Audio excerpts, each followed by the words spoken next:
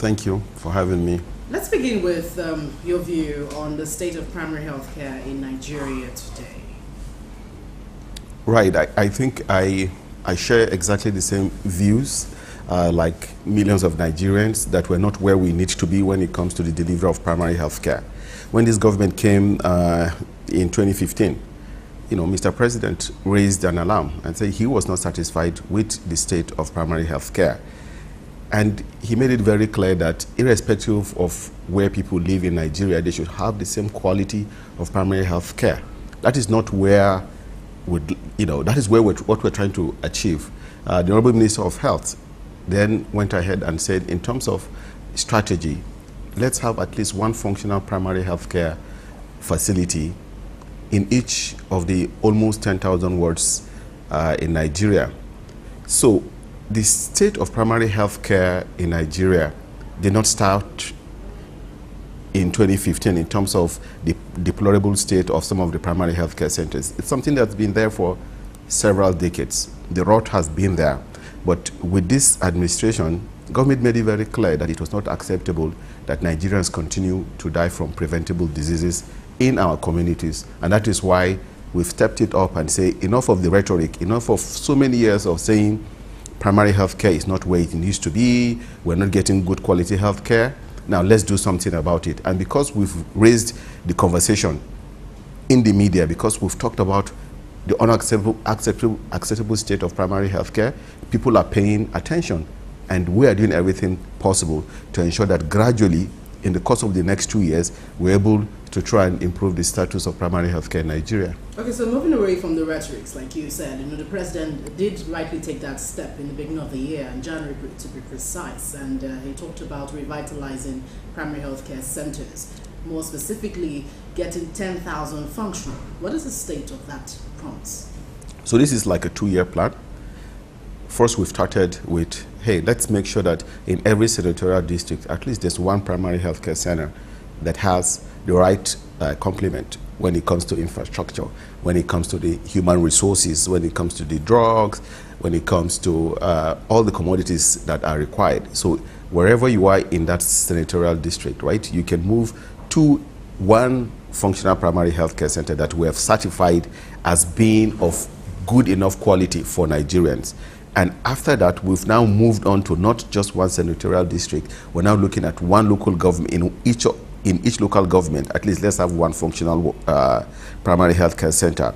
Now, after that, they will now begin to narrow it closer to having one functional primary healthcare center in each ward.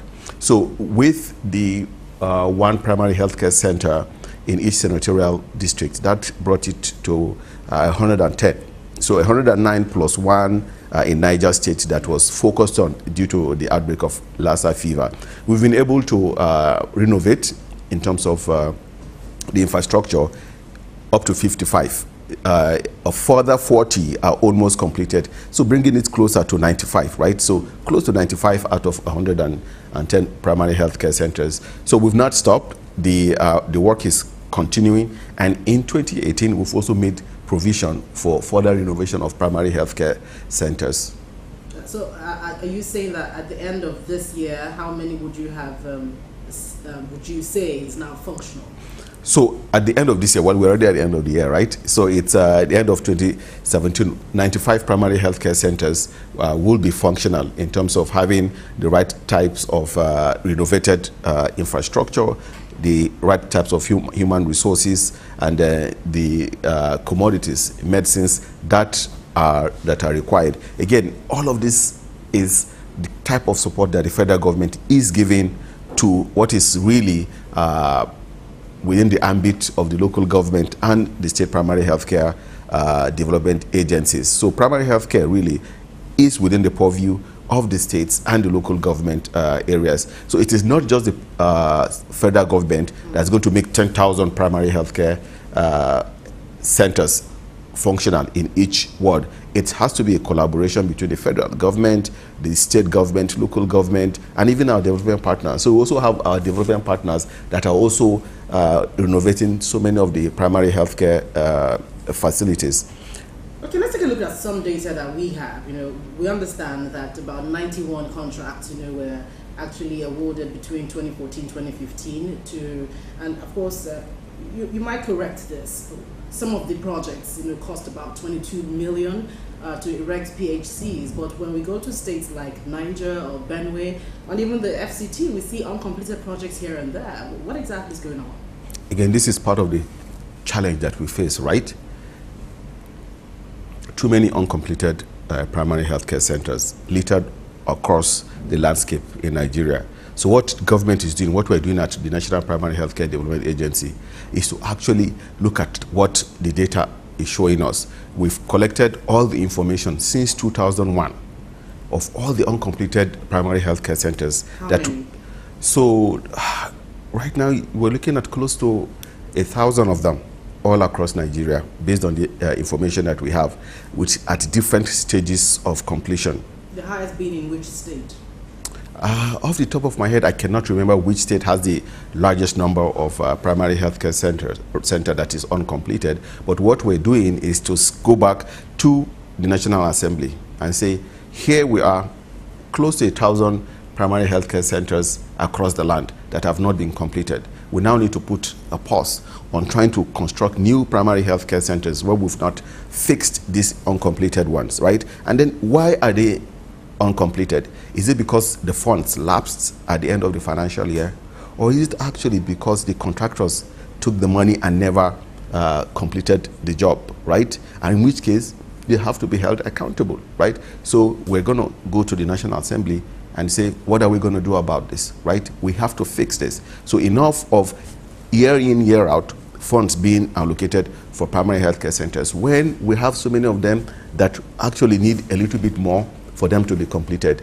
So we've sort of put all of this together, and in the next few days, perhaps within the first week of the next year, we're going to go to the National Assembly to say this is what the information is, this is the data. We've already started informal conversations with the leadership of the National Assembly around this issue so that we can once and for all fix it, stop this rot that is going on, and begin to make sure that these primary healthcare centers that are uncompleted, that have been abandoned, are renovated.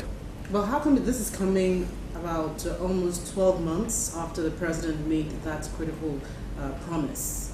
Why is that? So this is the issue of the uncompleted primary healthcare centers has been there for decades, right? What we have done is to say, okay, let's try and renovate all those ones that we've identified as very critical, right?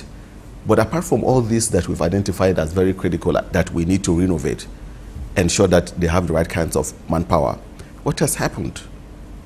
Anytime you're driving across Nigeria, you see so many primary healthcare centers that are uncompleted, right? So what we've done is taking time to go to each and every one and look at the level of completion, right?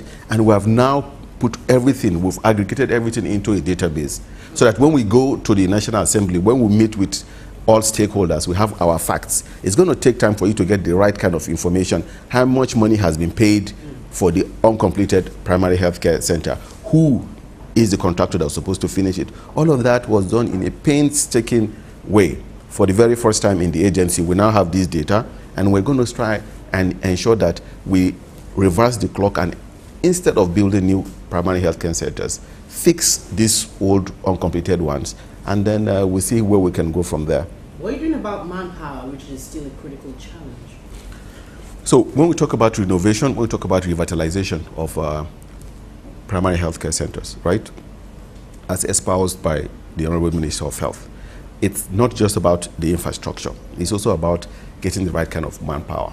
And that is why we are collaborating with the Nigeria Governors Forum. We're saying that we have to do an audit of the manpower in the states. So in some states, the issue is that you don't have enough manpower. In other states, it's a maldistribution of this manpower. Let us get a correct sense of how many people you have, the number of health workers you have in the state. In some places, you have a preponderance of nurses and midwives in the urban areas. Meanwhile, in the rural areas, you don't have enough. Maybe the problem is around redeploying them. When you see that you have a gap, then you can now talk about recruiting additional ones. You can also talk about even the health workers that are within the system now and are not doing the work that are very critical. Can you do task shifting? Can you train some of these non-essential health workers to do work that is very critical to the survival of the vulnerable groups, pregnant women and children? So we're doing this all together with the National Association of the Medical and Health Workers Union, the Community Health Workers Unit. We're also doing this with the Council of Nigerian Nurses and Midwives to understand what the gaps are in each state and then how we can close that gap. It's going to cost a lot of money, and that is why we're also working primarily with the Nigeria Governors Forum. But speaking of which, the Governors Forum actually announced at one of the NEC meetings they actually pushed for the 1% of consolidated revenue fund to be implemented. But we know that even since this Health Act was passed sometime 2014, we haven't seen implementation of this particular request. What's happening? Right, so the 2017 budget was an opportunity for it to be passed. I know there were a lot of deep discussions, but from what I hear, there's been further discussions between the executive and the legislative branches of government, and it is very likely that we will see a setting aside of this 1% of the consolidated revenue for the basic healthcare provision fund. So we're really optimistic. I think it's getting very clear that that is the way to go. We need to invest a whole lot more in our primary healthcare services, in our insurance health system, and I think reason has prevailed, and there's a huge likelihood that the funds will be made available in the 2018 budget. Let's take an update now of the yellow fever vaccination in Kwara, Kogi, and even some other parts of the country. Right, so the National Primary Healthcare Development Agency is providing leadership when it comes to providing preventive campaigns and also outbreak responses. We've had cases of yellow fever in these states that you've mentioned, and the National Primary Healthcare Development Agency, working with the Nigeria Centers for Disease Control, it mounted a robust outbreak response, which includes trying to control the outbreak so that it doesn't spread, and also providing the vaccines to the population who are at risk. We have done the outbreak response. What we're now planning to do is a preventive campaign across all those states where any case of yellow fever has been reported. And we feel pretty confident that with the vaccines being available, we'll be able to protect Nigerians from further spread of yellow fever. Can you also be proud about what's happening right now when it comes to polio-free status? We have always wanted to attain this status, which I think Nigeria is one of the few, if not the only, who hasn't attained that status yet. In spite of huge funds being pumped to make this a reality. You're absolutely right. We're not there yet. We still remain one of the 3 endemic countries. Pakistan and Afghanistan are the other countries that are still endemic for polio. But Nigeria did come very close to stopping transmission. If it weren't for the Boko Haram insurgency, then by now we'll have been talking about eradicating polio. But it did appear as if while we were able to stave off the virus from every part of Nigeria, there were some local government areas that we did not have access to where the virus continued to circulate. But we're hopeful that with the renewed effort against the insurgency, we're able to have access to these children, provide children trapped in these inaccessible areas with the vaccines that they require. And we're hopeful that in the not too distant future, we'll actually declare that we've really interrupted polio transmission. One thing is for sure, we've gone more than the 1 year that is required to say we've interrupted, right? In the past, after 1 year of no report of polio cases, we say we have interrupted. But that is what happened the last time. We thought we had interrupted.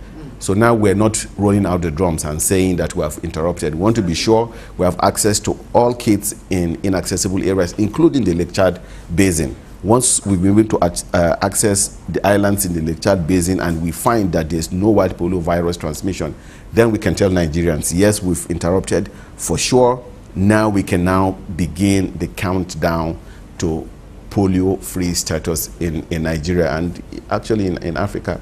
But when you say renewed efforts, you know, in the insurgency fight, what are you referring to? Because this is always, it's still an issue, really. And of course, when this is not sorted out, you can't really say that we can make this sort of progress in this timeline of time frame. Right, but you know, it's very clear that the federal government is committed to ending the insurgency. I think the conversations around setting aside $1 billion towards fighting the insurgency, that is real commitment on the part of the federal government to end the insurgency. If it becomes a reality, that is. We're hopeful that reason will prevail, right? It doesn't matter where you are, whether you're in Lagos or you are in Borno, if there's an insurgency in any part of the world, in any part of Africa, right, in any part of Nigeria, if you don't stem it, if you don't control it, if you don't eradicate it, it will come all the way to your living room wherever you are in Nigeria. And I think that people will understand that insurgency in Borno State is insurgency in the whole of Nigeria, and we need to address it. If we don't address the insurgency, then we're not going to be able to eradicate polio. And then all our children in Nigeria will be at risk of being paralyzed from polio. So it goes hand in hand. Even if you ignore the insurgency, then you cannot ignore the polio virus, which will continue to trickle from Borno downwards to areas such as Lagos, you know, and southern parts of Nigeria. Give us statistics. Well, how much danger are we in right now?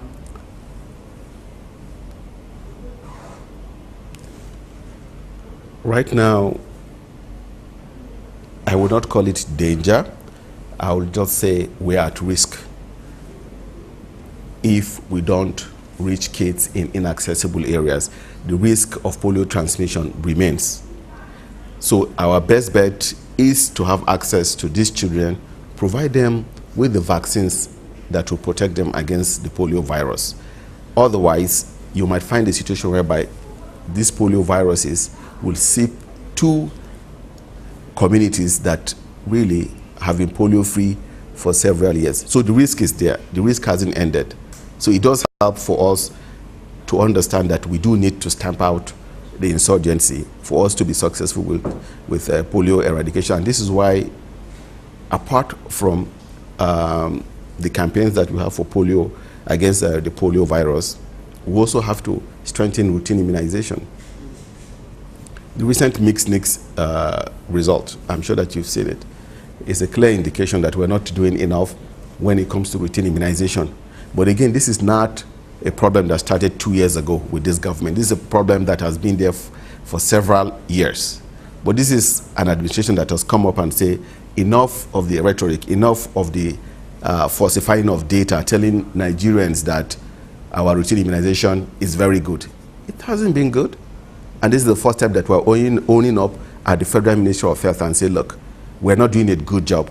Let us do what it takes. So hopefully we're going to see something better coming in. Absolutely. The first thing that we've done when we got the mixed NICS result, we showed that only some 23% of our children are being immunized properly, was to say, look, this is a public health emergency.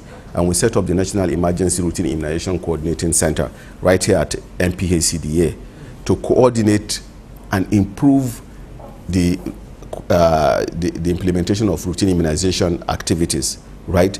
We're holding people accountable. We're saying that enough of the data padding, right? If you've vaccinated only 10 out of 100 kids, let us have that information. In the past, people will add, oh, we vaccinated 120 kids, right?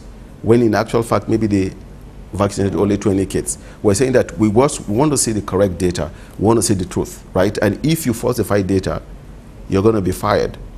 And that has already started happening in a place like Sokoto, where people were fired and suspended because they were trying to falsify data. But apart from holding people accountable, one thing that we've also done is recognize hard work, right? So for the first time at MPHCDA, 25 years of the existence of MPHCDA, last week, we recognized people for outstanding performance, right? People who did very well, who went out of the call of, above and beyond the call of duty, and performed very well, were recognized, you know, and celebrated by their peers. For staff who have even done much more than everybody else, like the most outstanding MPHCDA staff, guess what we're going to be doing for such a staff? We're going back to their community, because we know that for such an individual who has been outstanding, it's not just the parents, right? It takes a whole village to raise a child.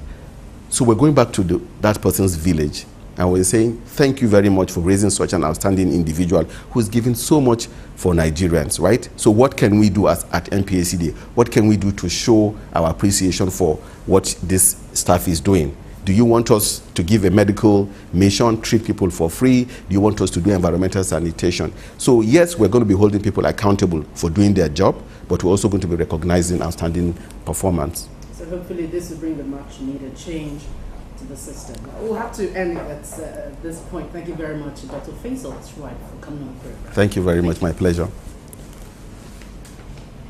No take shoes.